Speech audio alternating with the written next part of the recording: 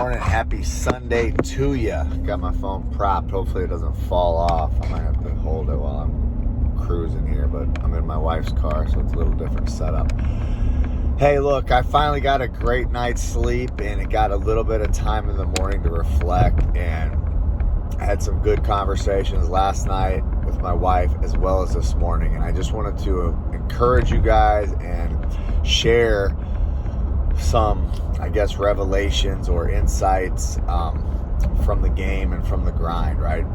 If you're in my group, then I know that you're trying to have it all, right? You want to make a lot of money, you want to do something that you're passionate about and be really good at it, have a career with some kind of purpose. That's number one. You also have a family, and you want to be winning in your family, and what that looks like is having high quality relationships, right? It means being very connected to your wife, doing life together, kicking ass together, going through the ups and downs together. It means raising your kids together.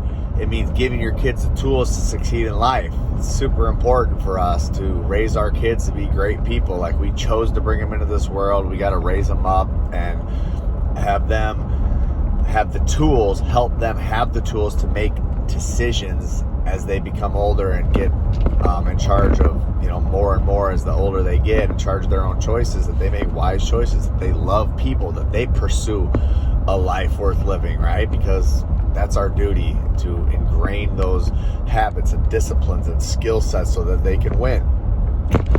And then the last thing is, we can't neglect ourselves, right? We can't neglect our bodies in the pursuit of those other things. And so it's like making the foundation our health and fitness, and so that we can have a higher capacity in order to do more and be more, and ultimately, conquer this life and climb this mountain. And so as I was reflecting, like I had that mountain analogy, and it's like we're climbing this mountain and trying to get to the top of this holy grail, and the realization that there is no holy grail at the top of the mountain. Like, there is some sort of success and things that we all want, but those things will be achieved throughout the journey. It's not like you arrive at some destination and then it's over. And so what God was really telling me was, like, just pause on the mountain, look around, look back down, see how far you've come,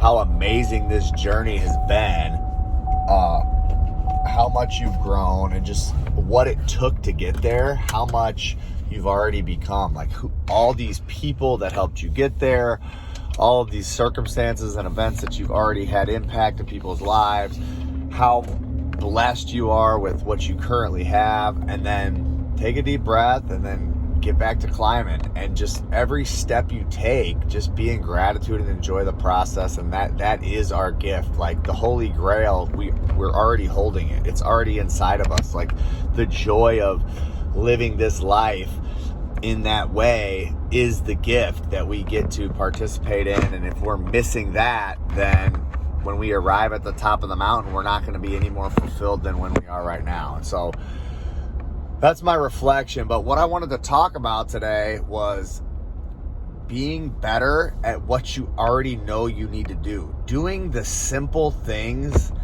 and doing them at a more efficient rate, or a higher percentage, is the key to victory. It's not something that you haven't discovered yet.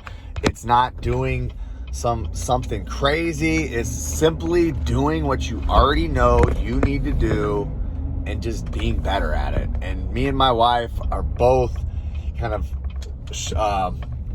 dealing with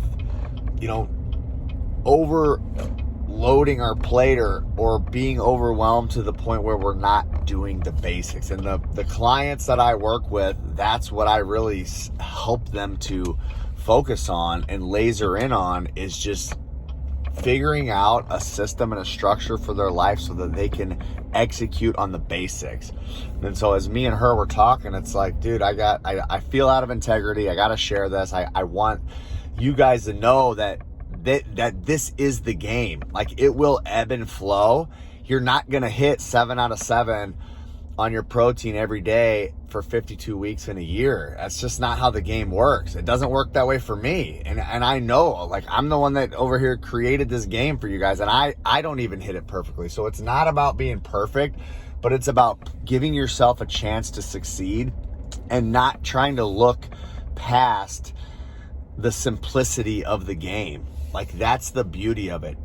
That's all it is, guys. It's coming back to, how do I set myself up for success to eat the right amount of food, the right amount of protein, and make sure that in my schedule I'm moving every day and I'm lifting some weights 3 to 4 times a week. Like, that's the game, guys. If I can do that, I start to create this foundation. Now, there's levels to this shit. The more you can choose whole foods and healthy foods, the more that you can eat foods that make your body thrive, the more you're going to increase your capacity. So as we get into kind of some next level stuff, like Jen's dealing with some asthma issues, allergies and stuff, and it's really burdening her lungs, we're really forcing ourselves to go back to the level of the quality of our food, like investigating that and saying, are we really eating the best that we should, or can we level up in that area? But if you don't have the basics down, if you're not even eating enough protein, if your calories are way off, you have to start there. I don't care what pills and antioxidants are the next best thing. Like, you have to do these basics, and you have to do them consistently and do them well. 2 out of 7 days is unacceptable.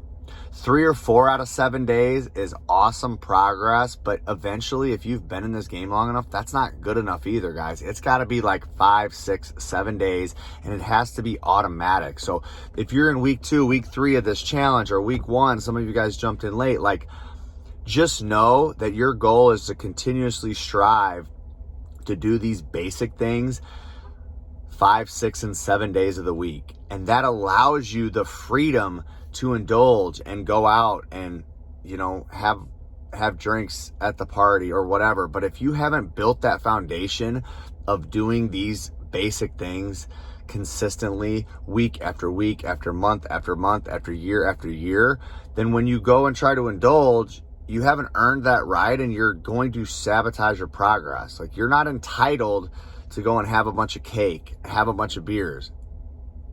It's going to come at the expense of your progress.